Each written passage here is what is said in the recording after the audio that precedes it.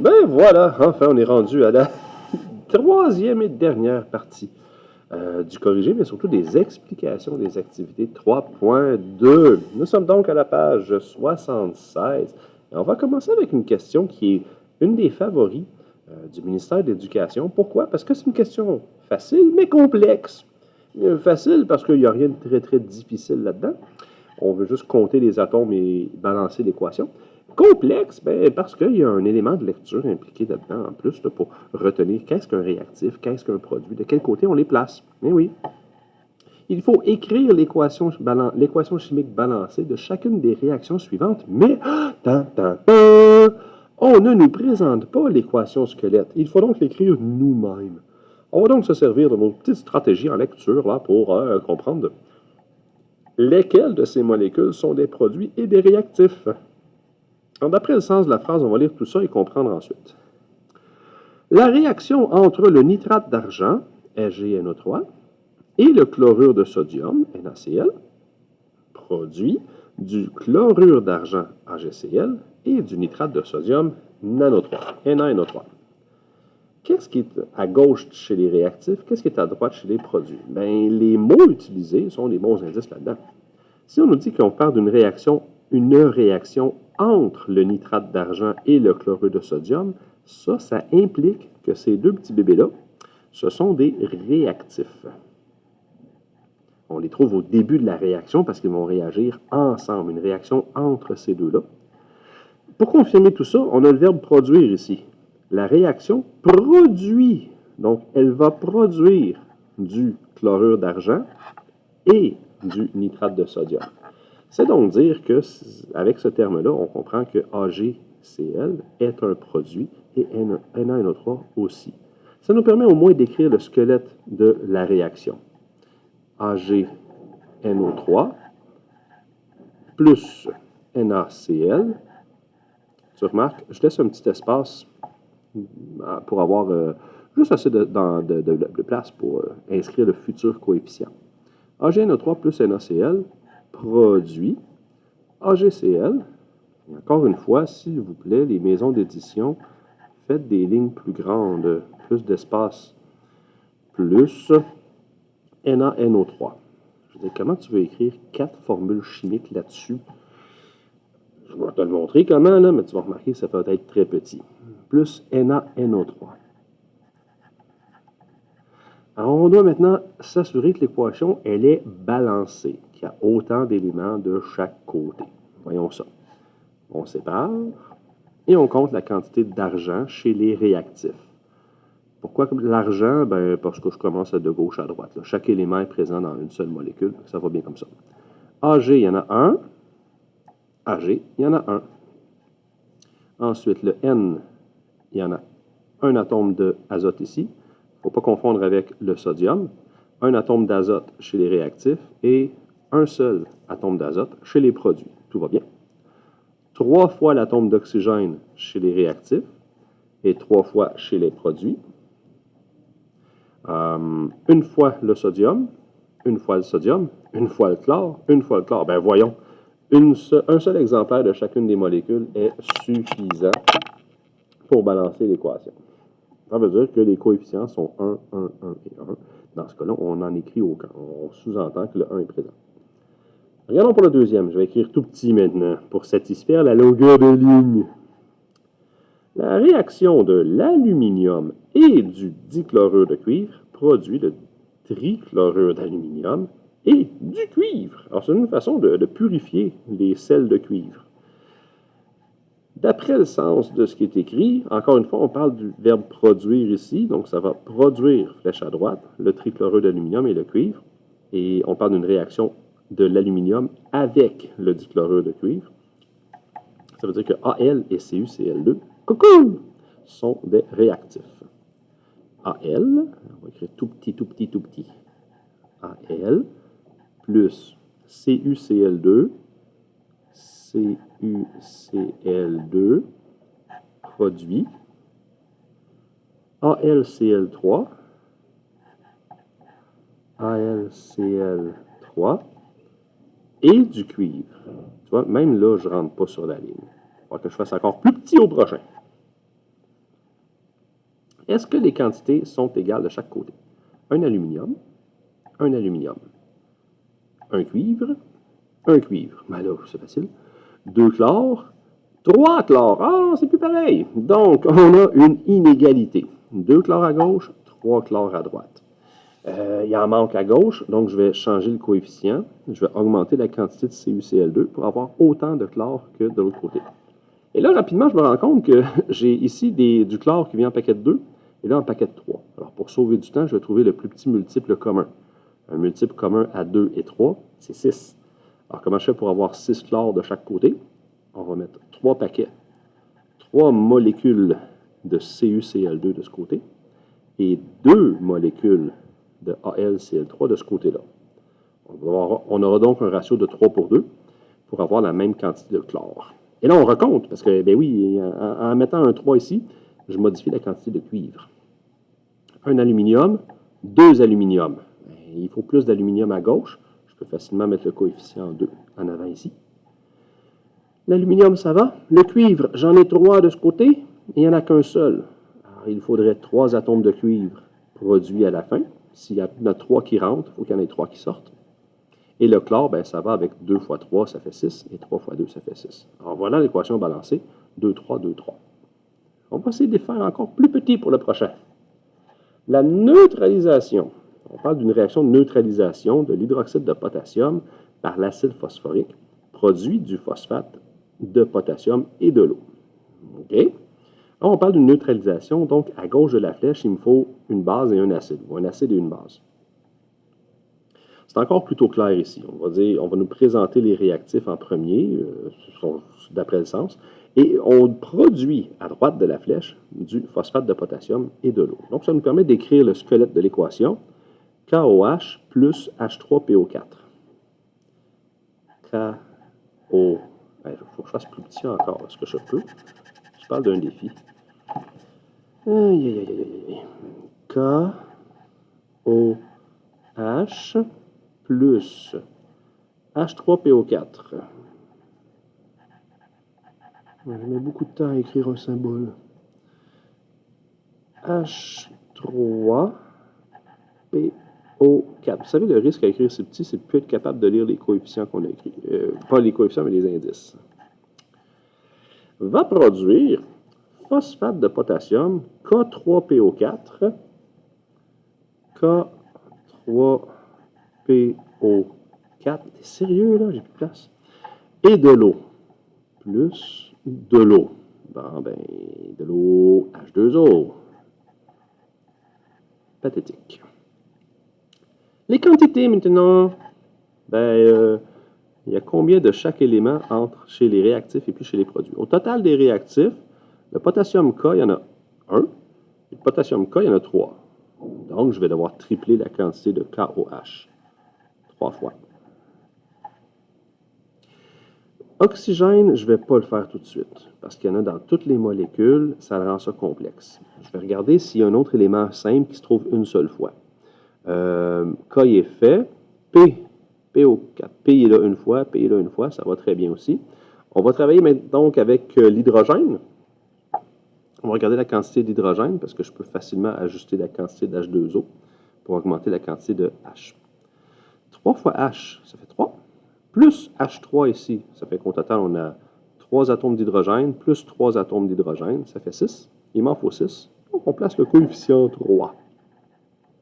3 molécules d'eau nous produira 3 atomes d'hydrogène. Alors, K, ça va. P, ça va.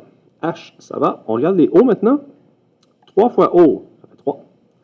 PO4, 3 plus 4, ça fait 7.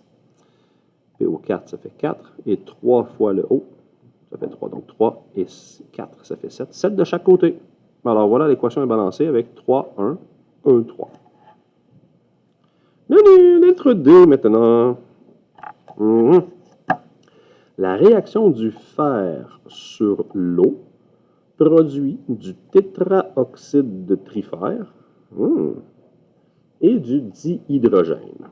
La réaction du fer sur l'eau, la réaction c'est le fer et l'eau, va produire Fe3O4 et H2. Faisons encore plus petit. Ça se peut-tu écrire plus petit que ça? Ça n'a pas de sens. Alors, le fer avec l'eau. Fe plus H2O. Flèche à droite. Va produire Fe3O4. Fe3O4 plus H2.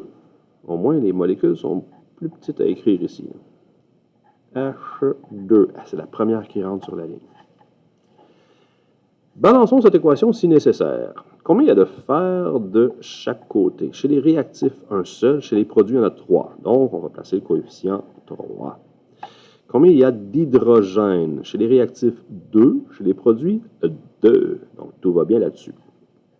Pour l'oxygène, il y en a un seul. Et là, il y en a 4 chez les produits. Donc, il en faut plus chez les réactifs. On en a 4. Il y en a un seul. On va multiplier par 4. 4 fois H2O. On a donc nos 4 oxygènes. Non! Un instant. En mettant un 4 devant ici, j'augmente aussi la quantité d'hydrogène. 4 fois 2, ça me fait 8 hydrogènes. De l'autre côté, il faut que j'en ai 8 aussi. Et pour ça, il faudra le coefficient 4 devant ici. Donc, 3 fer, 3 fer, 4 oxygènes, 4 oxygènes, 8 hydrogènes, 8 hydrogènes. L'équation est balancée. C'est bien. Passons au suivant. 10. Le carbonate de calcium réagit avec l'acide chlorhydrique. Ils réagissent ensemble. Donc, ce sont les réactifs pour produire le dichlorure de calcium. Pour produire, ça c'est un produit, du dioxyde de carbone et de l'eau. Alors ça, c'est 3 produits qu'on a à droite. Quelle équation chimique balancée représente cette réaction? On va d'abord s'assurer qu'on a mis les réactifs à gauche et les produits à droite. Alors, dans la première, ce n'est pas le cas. Dans la première, on a placé les produits à gauche et les réactifs à droite. C'est pas bon. Dans la deuxième, oui, les molécules sont au bon endroit. Dans la troisième, les molécules sont encore au bon endroit, ça va.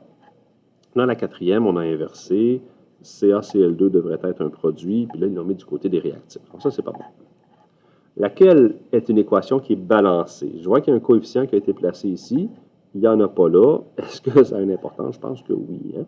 On va juste les compter pour être sûr. Un calcium, un calcium.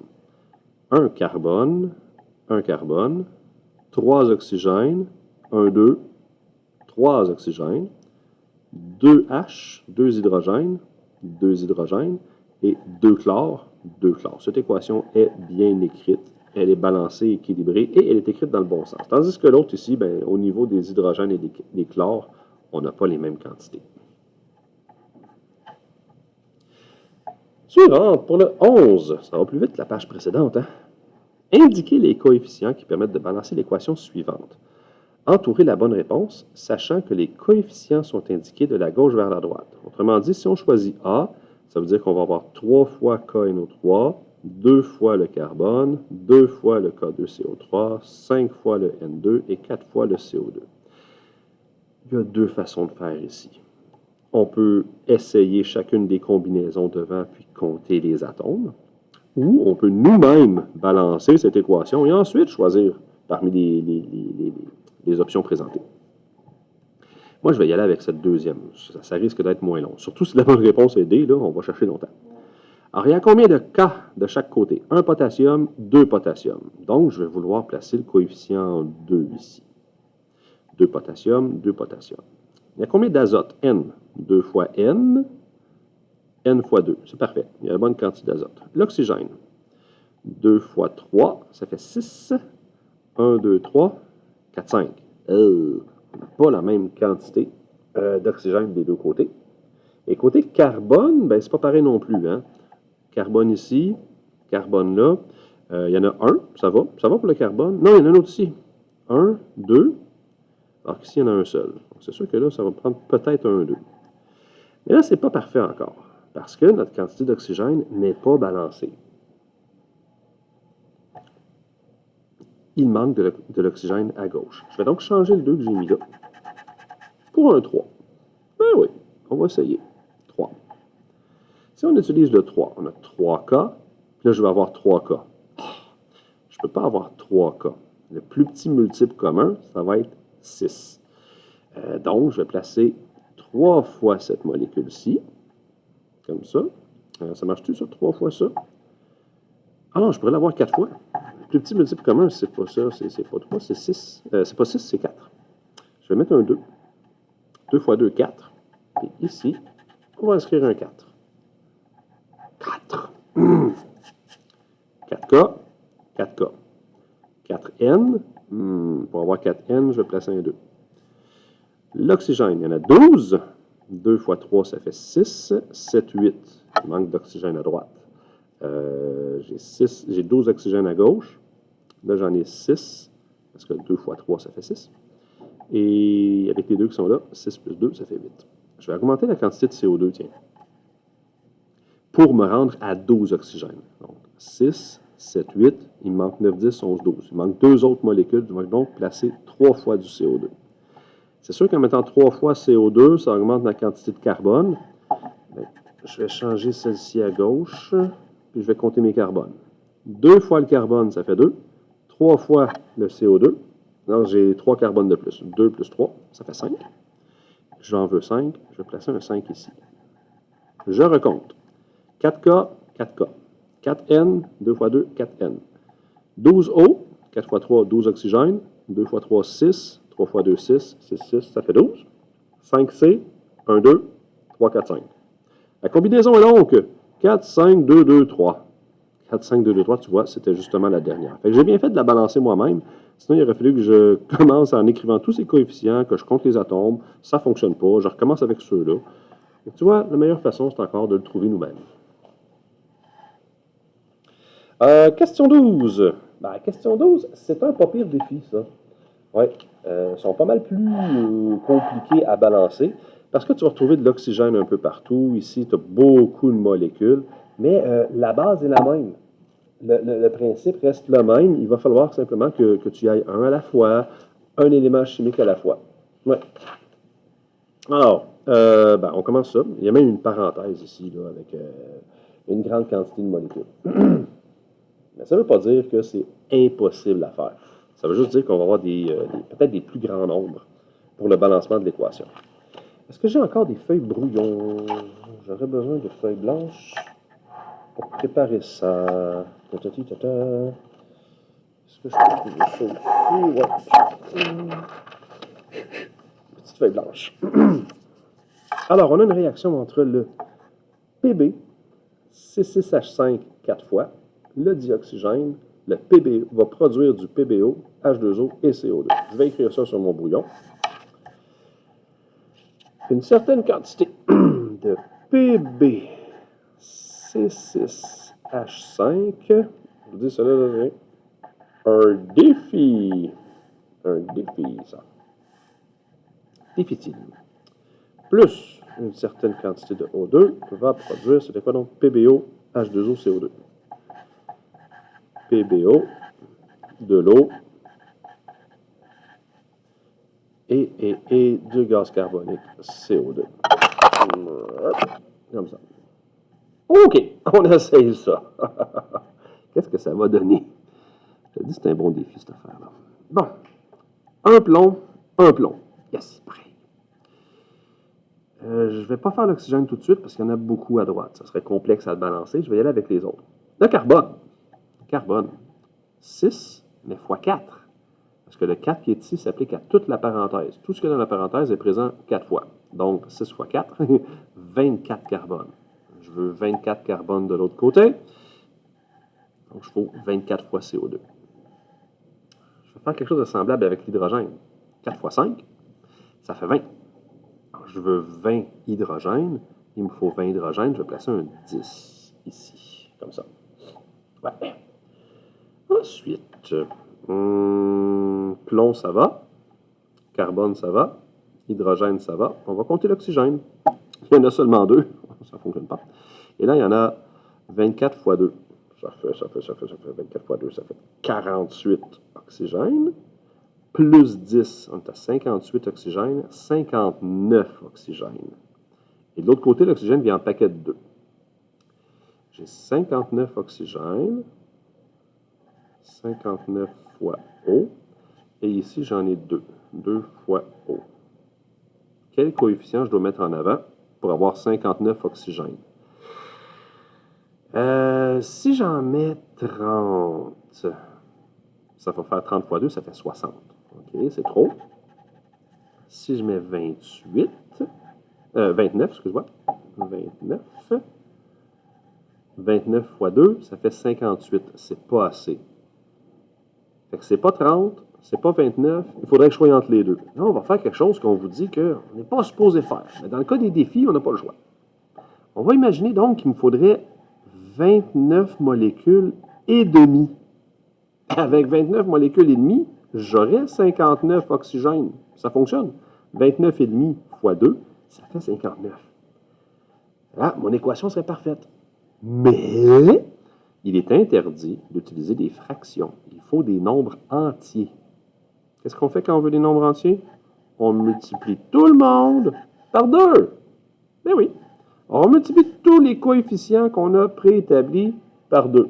On va donc obtenir 1 fois 2, ça fait 2. 29,5 fois 2, ça fait 59. 1, ça devient 2. 10 devient 20. Et 24 devient 48. Alors avec ce petit tour de magie, on a 2, 59, 2, 20 et 48. On peut les recompter. 2 plombs, 2 plombs. 4 fois 6, ça fait 24 carbone. Multiplié par 2, je suis à 48 carbone. Ben oui, 48 fois carbone, ça va très bien. 4 fois 5, ça fait 20. Fois 2, ça fait 40. 40 hydrogènes. 20 fois 2, ça fait 40 hydrogènes. Et mes oxygènes, j'en ai 59 fois 2, ça fait 118. Et de l'autre côté, 2 fois 48, on a 96, plus 20, plus 2. 96 plus 20, ça fait 116, 117, 118. Et voilà, les coefficients nécessaires sont 2, 59, 2, 20 et 48. 2, PB, C6H5, 4, plus 59 O2 produisent 2 fois PBO plus 20 H2O plus 48 CO2. Ah oui, là, monsieur, ça marche pas, là. Il y a les nombres sont trop élevés. Ça prend les plus petits nombres possibles. OK. Mais est-ce qu'on peut les réduire? Est-ce qu'on peut diviser tout ça par 2, par 3, par 4? Non, ils n'ont pas de facteur commun. Donc, ça va rester comme ça. Défi suivant. Défi suivant. Le K3FCN6. Et boy, quelle grosse bébite on a ici. On va le faire en direct sur cette feuille-là. On n'a peut-être pas besoin d'une feuille à part. On va séparer en deux ici. Combien est-ce qu'il y a de K de chaque côté? 4, 2. On va donc doubler cette quantité-là. 4, ça va. Les K, ça va. Le fer, un seul, parce que le 6 s'applique seulement à la parenthèse. Fer une fois, fer une fois. C'est bon, c'est bon, c'est bon. Carbone, 6 fois, parce qu'il y a 6 fois la parenthèse. Alors, 6 carbone de ce côté-là. Je veux 6 carbone, je vais placer un 6 devant. Azote. Azote, 6 fois. Donc, j'ai 6 azote ici. Et de l'autre côté, il n'y en a pas, il y en a ici. Oh, il est dans une parenthèse. J'en ai un, mais il est appliqué par la parenthèse qui dit fois 2. Donc, j'ai 2 azotes. Puis de l'autre côté, j'en avais 6. Alors, si je veux avoir 6 azotes de chaque côté et que là, avec ça, j'en ai seulement 2, il me faudrait 3 fois plus. Comme ça. Je vais mettre le coefficient 3. Là, j'ai la même quantité d'azote des deux côtés. Je n'ai pas changé mon K. Je n'ai pas changé le fer. Je n'ai pas changé le carbone. Bon, c'est beau. Je suis rendu au suivant. H, l'hydrogène. J'en ai 1, 2, 3, 4. Et puis ici, j'en ai 1, 2, 3, 4, fois 2. J'en ai donc 8. 9, 10, 11, 12. 4 fois 3, 12 encore. Donc 12 plus 12, 24. Plus 6, j'en ai 30 oxygènes. OK, là, il me faut 30 oxygènes. Avec tout ce monde-là ici, qu'est-ce que je vais devoir présenter devant tout ça? Ah, c'est compliqué, là. Il y a du H un peu partout, il y a du O un peu partout aussi. Ah, mais tiens, attends. Attends un peu, toi, là. Regarde les groupes de SO4. Les groupes de SO4, j'ai un groupe SOS ici. Je vais faire les S. Pourquoi? Parce qu'on dirait qu'ils viennent ensemble. SO4 vient toujours ensemble. SO4, SO4, SO4. Donc, j'ai un groupe de SO4 et ici, j'en ai deux. Deux fois le SO4. Plus une fois, ça fait trois fois. Trois fois ça, ça fait 3. Plus 3, j'ai 6 fois le groupe SO4. Il me faut 6 fois le groupe SO4. Donc, il me faut 6 fois cette molécule-là. OK. Là, je peux regarder mon hydrogène puis mon oxygène. 6 fois 2, ça fait 12 hydrogènes. Plus 2, je suis rendu à 14. Hydrogène, hydrogène, hydrogène. 3 fois 4. Non, 2 fois 4, ça fait 8. 8 fois 3, 8 fois 3, 24. 24, donc j'ai besoin de plus d'hydrogène à gauche. Pour avoir plus d'hydrogène à gauche, je vais arrêter de jouer avec celle-là. Je vais augmenter ma quantité d'eau. J'ai besoin de 24 hydrogènes. Et là, en ce moment, j'en ai 12, 13, 14. Je vais augmenter ça ici. 12, j'en veux 12 de plus. Et je vais mettre un 6 devant ici. Avec un 6, 6 fois 2, ça fait 12. 6 fois 2, ça fait 12. J'ai 24 hydrogènes et j'ai 24 hydrogènes. Il me reste à regarder pour les O. 6 fois 4, 24 oxygènes. 6 fois O, 6. Donc 24 plus 6, ça me fait 30 oxygènes. De l'autre côté, 2 fois 4, 8. 4. 3 fois 4, ça fait 12. Et 6 ici. Donc 6 plus 12, 18. Plus 4, 22. Plus 8, 30. J'en ai 30 des deux côtés. Alors, ça va pour K. Ça va pour le fer. Ça va pour C. 6C. Ça va pour N. 2 fois 3, ça fait 6N. Ça va pour les H et ça va pour les O. Donc, les combinaisons, c'est bien 1, 6, 6, 2, 1, 3 et 6. Hey, c'était pas facile. Des fois, il faut que tu y ailles avec des essais-erreurs. Puis quand tu vois que tu essaies toujours la même chose, ça ne marche pas, augmente une autre molécule. Il n'y a pas de truc infaillible à ça. Il y a beaucoup d'intuition nécessaire.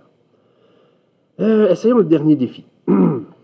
KMNO4 plus HCl, on sépare, va produire MnCl2, Cl2, KCl, ok, il y a du Cl partout, ça va être dur ça, plus H2O. OK, fait que le chlore est un peu partout, c'est le chlore qu'on va balancer en dernier. On va commencer par les autres. Du côté gauche réactif, j'ai un seul potassium, à droite un seul, ça va bien. On aura toujours la même quantité de KMNO4 que de KCl. Ça, c'est cool. Pour le manganèse, Mn, il y en a un. Mn, il y en a un. On aura toujours le même nombre en avant de MnCl2 que de KMNO4. Pour l'oxygène, on va balancer l'oxygène parce que lui, il ne va pas là. 4 oxygènes, un seul. On va donc placer 4 molécules d'eau ici. Avec 4 molécules d'eau, j'ai 4 oxygènes de chaque côté. Mais je viens d'obtenir ici 4 fois H2, donc 8. 8 hydrogènes. 4 fois H2. Je vais de l'autre côté, je veux 8 hydrogènes. On va mettre un 8 ici. OK. Je viens de changer ma quantité de chlore. K, ça va. Mn, ça va. O, ça va. H, ça va. Ben, il reste le chlore. 8 chlore, et j'ai besoin de 8 chlore de ce côté-là. 1, 2, 3, 4, 5. Si je garde un nombre impair devant le KCl, j'aurai toujours un nombre impair de chlore à droite. Je ne pourrais pas le balancer trop aisément avec celui qui est à gauche. Donc, qu'est-ce que je vais faire? Je vais doubler tout de suite ma quantité de KCl pour me arriver avec un nombre pair. En faisant ça, je vais augmenter mon K. N'oublions pas que je dois avoir la même quantité de KCl que de KMNO3. 2K, ça me prend 2 fois cette molécule-là. Je vais augmenter ma quantité de manganèse aussi. 2 fois Mn. Donc, 1, 2 devant ici. C'est manganèse, hein, pas mayonnaise. Alors, 2K, 2K, 2Mn, 2Mn. Oh, l'oxygène vient de changer. L'oxygène vient de changer. 2 fois 4, 8 oxygène. fruits de mer. 2 fois 4, 8 oxygène. Et donc, il me faut 8 oxygène. On va changer ça pour un 8. Par contre, ça vient de changer l'hydrogène. 8 fois 2, 16. Donc, de l'autre côté, il en faut 16 aussi. On change les nombres qu'on a déjà choisis. 16. Est-ce que vos profs vous ont fait ça déjà, là, genre 2 fois 2, 4. 3 fois 3, 9. 4 fois 4, 16. 16 de parler. Gna, gna, gna. Je suis encore hanté par ces souvenirs du primaire. OK. Revenons à nos motons, nos molécules. Tout est bon, sauf la quantité. Là, on vient de mettre un 16 ici. Donc, j'ai 16 chlore. Aïe, aïe, aïe, aïe, aïe, aïe, aïe. 16 pour le chlore. Ah, mais c'est pas pire. Parce que si je veux juste ajouter ma quantité de chlore, je vais travailler avec celle-là. Ça va bien aller. Je vais avoir 16 chlore. J'en ai 2 fois 2, 4. Plus 2, 6. Il m'en manque 10. Donc, je vais mettre un 5 devant ici. 5 fois Cl2, ça m'en fait bien 10. Plus 4, 14. Plus 2, ça fait 16. Et voilà, mes coefficients sont donc 2, 16, 4. 4, non, 2. 2, 16.